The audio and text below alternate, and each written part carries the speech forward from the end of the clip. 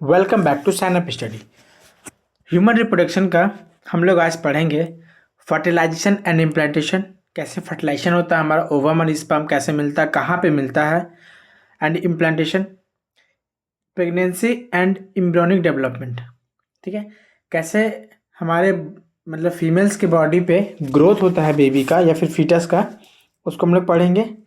और parturition and lactation, delivery कैसे होता है, कौन सा हार्मोन निकलता है, और वो पढ़ेंगे। और लैक्टेशन, मिल्क में क्या हमारा एंटीबॉडी होता है जो कि बहुत इंपॉर्टेंट होता है हमारे बॉडी के लिए। स्टार्ट करते हैं। सबसे पहले हम लोग पढ़ेंगे फर्टिलाइजेशन एंड इम्प्लांटेशन।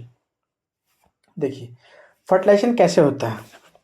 जब कॉपुलेशन होता है ना, मतलब क्वाइटस जब होता है मेल और फीमेल के बीच में, उस समय क्या होता है ना, यहाँ से स्टार्ट होता है और आपका देखिए सर्वेक्स से थ्रू स्पर्म जाके आपका फ्लोपियन ट्यूब में इस्थमस जंक्शन पे जाके रुक जाता है। ठीक है, और इधर से जब ओवम आता है, ओवरी से ओवम कब निकलता है, ओवुलेशन, ओवुलेशन वाले डे पे। ओवुलेशन कब होता है, मेंस्ट्रुअल साइकिल के 14th डे पे यहाँ से ओवम निकल के जब दोनों एक ही टाइम मिल आता है ना यहाँ पे, उस तभी फर्टिलाइज होगा, वरना फर्टिलाइज नहीं होगा। ठीक है, जैसे स्पर्म आज चला गया और ओवम कल आएगा तो फर्टिलाइज उस समय नहीं होता है, एक ही टाइम साइमल्टेनियसली जाना चाहिए। ठीक है, उसको हम लोग तब वहाँ पे जाइगोट बनेगा। देखिए वही चीज़ यहाँ पे लिखा हुआ है, ड्यूरिंग कॉपुलेशन क्वाइटस सीमेन और released by the penis into vagina. ठीक है, इसको हम लोग इंसेमिनेशन बोलते हैं, फर्स्ट क्लास में बताए थे। The motile sperm swim rapidly pass through the cervix, enter into the uterus and finally reach in the ampullary region of fallopian tube। बताए थे कि cervix होके ampulla में जाके वो रुक जाएगा। The ovum released by the ovary is also transported to ampullary region where the fertilization take place। देखिए ओवम जो निकलेगा कब निकलेगा, ओवुलेशन में। ठीक है, ओवुलेशन कब होता है, मेंस्ट्रुअल साइकिल के 14th डे पे होता है। उसी टाइम अगर हम लोग जब मेल या फीमेल के बीच में क्वाइटस होगा ना, उस टाइम 14th वाले डे पे तो ज़्यादा चांस रहता है प्रेगनेंसी का। देखिए यहाँ से चला जाएगा स्पर्म, यहाँ पे एम्पुलर रीजन में आ जाएगा और यहाँ से ओवम आपका आ जाएगा, तब दोनों मिलेगा और जाइगोट बनेगा। ठीक है, देखिए फर्टिलाइजेशन कैन ओनली ओकर if the ovum and sperm transported simultaneously. देखिए साइमल्टेनियसली बताए थे टू द एम्पुलरी रीजन, मतलब एक ही साथ वहाँ मिल जाए। जैसे आज गया तो उसी दिन 48 आवर्स का स्पर्म का रहता लाइफ। ठीक है, तो अगर उस बीच में मिल जाएगा तो प्रेगनेंसी हो जाएगा। अब देखिए, this is the reason why not all copulation lead to fertilisation and pregnancy. देखिए यही बोल रहा है कि इसीलिए हर एक क्वाइटस या हर एक कॉपुलेशन में प्रेगनेंसी नहीं होता है।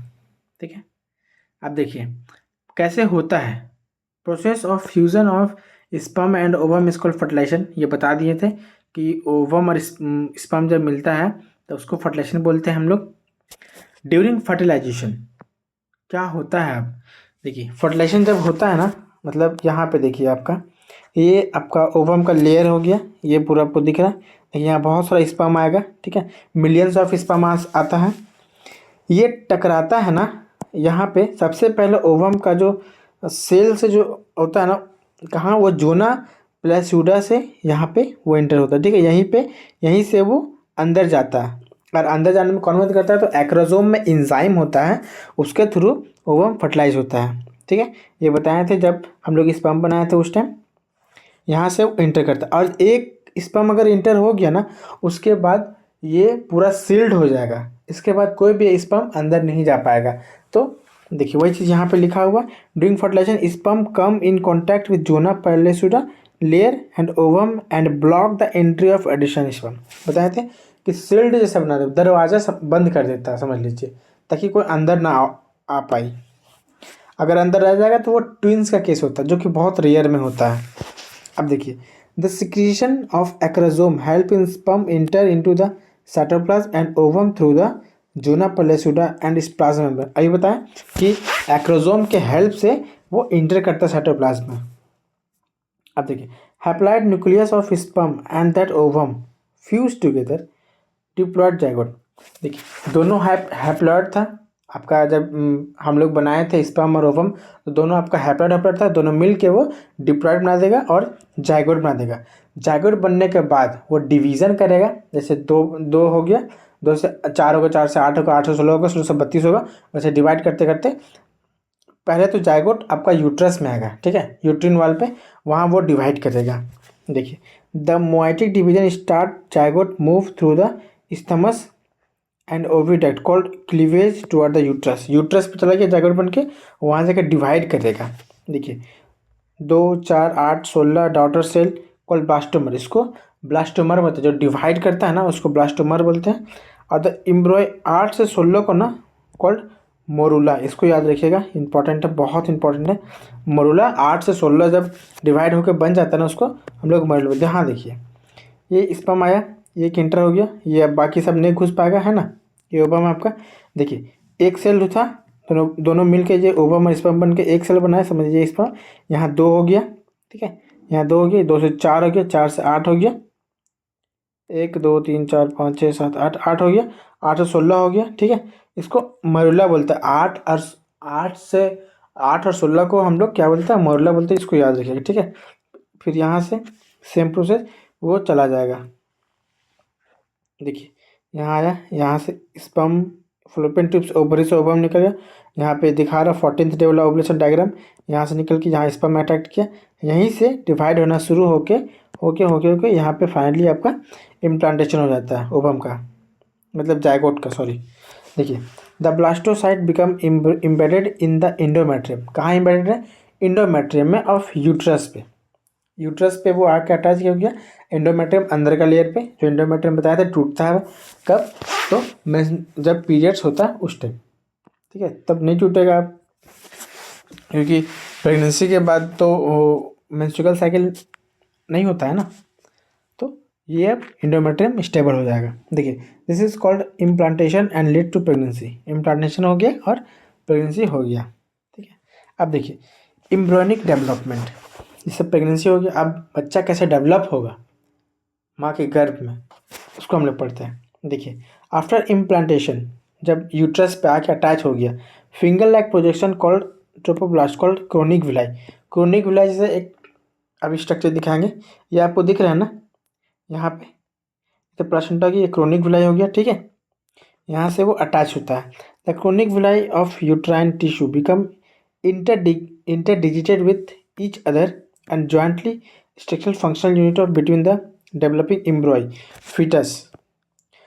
देखिए, प्लासेंटा का ना बहुत बड़ा रोल होता है, material body to placenta. Placenta से क्या होता है ना, आपका फीटस मतलब जो बेबी है और मदर का दोनों एक दूसरे से लिंक होता है, ठीक है। प्लासेंटा बहुत बड़ा रोल करता है खाना को पहुंचाने में, ऑक्सीजन को पहुंचाने में, और जो बेबी का जो वेस्ट मटेरियल है उसको रिमूव करने में, ठीक है। देखिए, ये प्लासेंटा हो गया, यहाँ से बेबी से अटैच है, ये मदर हो गया, यूट्रस हो गया पूरा, ये अम्बिकल कॉर्ड, देखिए ये अम्बिकल कॉर्ड विथ वेसल्स है, ये प्लासेंटा हो गया। देखिए, एम्ब्रॉय हो गया, योक सेक, ठीक है, ये सर्विक्स यहाँ पे दिख रहा है आपको, ठीक है, यहीं से निकलेगा बेबी होगा तो। देखिए, ये प्लासेंटा ना बहुत बड़ा रोल प्ले करता है, ठीक है, बेबी को खाना में, न्यूट्रिशन देने में, या फिर उसका जो वेस्ट प्रोडक्ट है उसको निकालने में। देखिए, placenta facilitate the supply of oxygen, oxygen supply करता है, and nutrients to the embryo, and also removed of carbon dioxide. Carbon dioxide भी वो बाहर निकालता है। बताए थे अभी वेस्ट मटेरियल जो भी है हमारा बेबी का बॉडी में जो बनेगा वो वहाँ से निकलेगा, क्योंकि वो तो अंदर है, वो तो अंदर ही जितना भी उसका टॉयलेट होगा, जो भी न्यूट्रिएंट्स वो अनअब्जॉर्ब होगा उसको निकालेगा, तो वो बेबी निकालेगा, तो उसको जो बाहर निकालेगा वो प्लासेंटा ही करता है, ठीक है। प्लासेंटा का बहुत रोल होता है, इससे बहुत बार क्वेश्चन पूछा गया कि प्लासेंटा क्या क्या करता है, तो याद रखिएगा कि न्यूट्रिएंट्स देता है, ऑक्सीजन देता है, और कार्बन डाइऑक्साइड निकालता है, मतलब वेस्ट प्रोडक्ट निकालता है, और न्यूट्रिएंट्स भी देता है, ठीक है। अब देखिए, placenta is connected embryo through the umbilical cord. अभी दिखाएं फिगर पे, अम्बिकल कॉर्ड से कनेक्ट होता है प्लासेंटा, है ना, in the transport of substance to form of embryo. वही चीज़ है जो अभी बताएं। अब देखिए, ये याद रखिएगा, HCG human chronic gonadotrophin and SPL human placental lactogen and relaxin, ये फीमेल्स में बस प्रेगनेंसी के दौरान बनता है ये 3 हार्मोन, याद रखिएगा। कौन सा? HCG, HPL और रिलैक्सिन, खास करके रिलैक्सिन, ठीक है। अब देखिए, इमिडिएटली आफ्टर इम्प्लांटेशन, तुरंत जब इम्प्लांटेशन हो जाता है ना, तब क्या बनता है? Inner cell mass embryo differentiated into outer layer called ectoderm, ठीक है। अंदर वाला इनर सेल मास, बाहर वाला इक्टोडर्म। देखिए, इनर लेयर कॉल्ड इंडोडर्म, जो सबसे अंदर वाला लेयर होता है उसको इंडोडर्म में होता अटैच होता है, ठीक है। अब बीच अंदर वाला इंडोडर्म हो गया, अब बाहर वाला आपका एक्टोडर्म हो गया। अब मीजोडर्म जो होता है ना, वो दोनों के बीच में होता है, एक्टोडर्म एंड इंडोडर्म के बीच में होता है, ठीक है। देखिए, ये तीनों लेयर क्या करता है ना, आपका इंडोडर्म, मीजोडर्म, एक्टोडर्म हमारा सभी टिश्यू बनाता है एडल्ट में। देखिए, ये बहुत बड़ा रोल प्ले करता है, ठीक है। कौन किससे बनता है ना, वो नेक्स्ट चैप्टर में हम लोग पढ़ेंगे कि इंडोडर्म से क्या बनता है, मीजोडर्म से क्या बनता है और एक्टोडर्म से क्या क्या बनता है हमारे बॉडी में, ठीक है। In human beings after 1 month, ये देखिए, ये सब इंपॉर्टेंट आप जो पढ़ाएंगे याद रखने वाला चीज़ है कि अगर प्रेगनेंसी हो गया तो हम लोग को पता कैसे चलेगा, ठीक है। तो उससे क्या होता है ना, जब फर्स्ट मंथ होता है ना, फर्स्ट मंथ में बेबी का हार्ट सबसे पहले डेवलप होता है, ये याद रखिएगा। सबसे पहले हार्ट बनता है, ठीक है, हार्ट बनता है, हार्ट फॉर्म। और हार्ट का साउंड ना डॉक्टर लोग स्टेथोस्कोप से सुन सकता है आसानी से, ठीक है।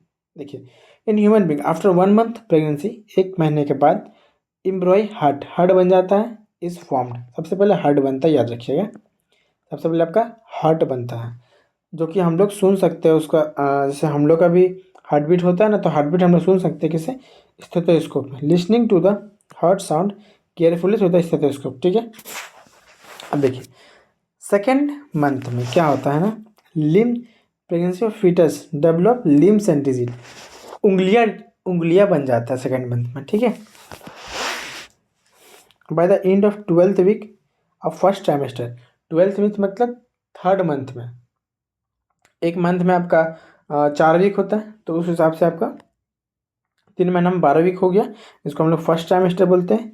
First trimester major organ are developed, ठीक है, system and formed. Major organ, बहुत ज़्यादा ऑर्गन बन जाता है बेबी का, और फॉर्म, फॉर एग्जांपल लिम्स, तो लिम्स डिजीज तो सेकेंड मंथ में बनता है। एक्सटर्नल जेनेटली जितना भी है organs as well developed, organ जो लीवर किडनी सब डेवलप हो जाता है, ठीक है। और फर्स्ट ट्राइमेस्टर में जो एबॉर्शन होता है ना, वो फर्स्ट ट्राइमेस्टर में सेफली होता है, बाकी उसके बाद हाई रिस्क पे हो जाता है, ये भी याद रखिएगा। वो हम नेक्स्ट चैप्टर में पढ़ाएंगे, उसमें है, उसमें पता चलेगा, ठीक है। लेकिन अभी से याद रखिएगा। अब देखिए, तो बेबी का जो फर्स्ट मूव होता है ना, जो फीमेल्स लोगों को एहसास होता है कि लात मार रहा है, ठीक है, बोलते हैं लात मार रहा है, तो वो कब होता है? तो 5th मंथ में आपको होता है। The first movement of foetus, है ना, एंड अपीयरेंस ऑफ हेयर, जो बाल आ जाते हैं माथे पे, is usually observe in the 5th month, याद रखिएगा। लात कब मारता है, मतलब पैर कब मारता है आपका? 5th मंथ में मारता है, स्टार्ट होता है, ठीक है। By the end of 24 weeks, 24 weeks में एंड ऑफ सेकेंड ट्राइमेस्टर, देखिए अब 6 महीना हो गया है। The baby is covered with fine hair, पूरे बॉडी में उसका हेयर हो जाएगा। आईलिड सेपरेट बाय आईलैशेस, ठीक है। आँख का जो पुपलिया होते हैं ना, जिसको हम लोग आँख बंद करते क्लोज करते हैं, वो बन जाता है, और फॉर्म, ठीक है। By the end of 9 month, अब देखिए 9 मंथ हो गया कंप्लीट हो गया, तो सबको पता होगा 9 मंथ प्रेगनेंसी पूरा हो जाता है और डिलीवरी के लिए रेडी हो जाता है। The foetus is fully developed, foetus क्या है ना, फुल्ली डेवलप्ड हो गया and is ready to delivery, अब वो डिलीवरी के लिए तैयार हो गया। अब देखिए, पार्चुरेशन कैसे होता है और लैक्टेशन। पार्चुरेशन मतलब बेबी का डिलीवरी, ठीक है। टर्म सब याद रखिएगा, स्टार्टिंग लेक्चर में हम सारा टर्म बता दिए हैं, ठीक है। पार्चुरेशन क्या होता है? Average duration of human pregnancy 9 month, ये तो पता ही है, ठीक है, which is called gestation period, ये याद रखिएगा कि हम लोग इसको क्या बोलते हैं? जेस्टेशन पीरियड बोला जाता है इसको, ठीक है। देखिए, इसमें होता क्या है ना, विग्रस कॉन्ट्रैक्शन बताए थे, एक्टोडर्म, इंडोडर्म, मीजोडर्म में मीजोडर्म जो होता है बीच वाले जो स्मूथ मसल्स होता है वो कॉन्ट्रैक्ट करता है, ठीक है, विग्रस कॉन्ट्रैक्ट होता है, और uterus into the pregnancy cause delivery of the foetus, ठीक है, कॉन्ट्रैक्शन होता है। तो मीजोडर्म भी कॉन्ट्रैक्ट करता है, उसके थ्रू क्या होता है ना, सर्विक्स पे, मतलब बेबी को निकलने में या फिर डिलीवरी होने में आसानी होता है।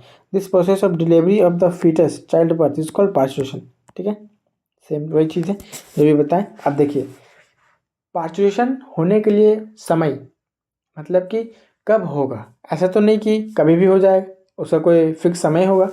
समय कब होता है, जब प्लासेंटा और बेबी फुल्ली डेवलप्ड हो जाए ना, तब इंडिकेट हो जाता है कि अब डिलीवरी का वक्त हो गया है। ठीक है, ऐसा नहीं कि प्लासेंटा फुली डेवलप नहीं हुआ है और आपका बेबी फुली डेवलप नहीं, तो वो डिलीवरी कर देगा। वैसे में क्या होता है, प्री मेच्योर बर्थ हो जाता है, मतलब उसका ठीक से ऑर्गन डेवलप नहीं होता है।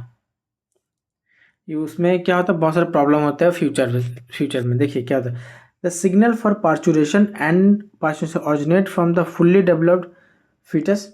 फुल्ली डेवलप्ड फीटस होगी एंड प्लासेंटा, ठीक है, दोनों डेवलप होने चाहिए fully, which induce mild uterine contraction, जो हल्का हल्का कॉन्ट्रैक्ट करेगा, is called foetal ejection reflex उसको बोलते हैं। ठीक है, याद रखिएगा, foetal ejection relax.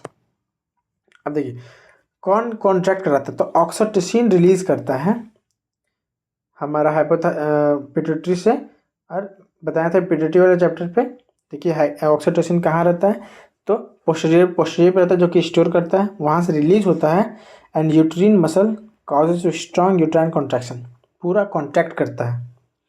The memory gland of the female undergo differentiation during the pregnancy and start producing milk toward the end of the pregnancy by the process called lactation।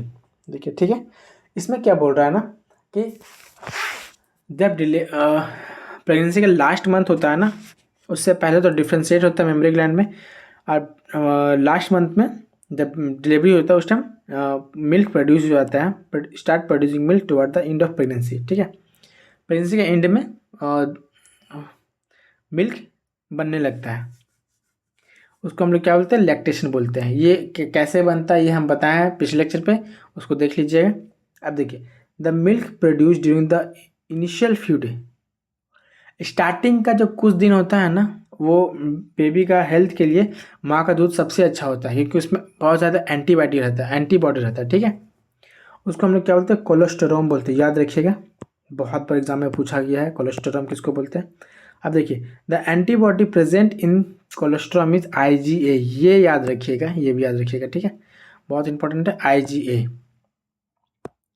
Thank you, video कैसे लगा जरूर बताइएगा, और channel को subscribe, like और share भी कीजिएगा। ठीक है, क्या समझ में नहीं आया, कहाँ पे दिक्कत है, ठीक है, कमेंट में जरूर बताइएगा, है ना। मिलते हैं नेक्स्ट चैप्टर में, है ना, तब तक के लिए ओके बाय।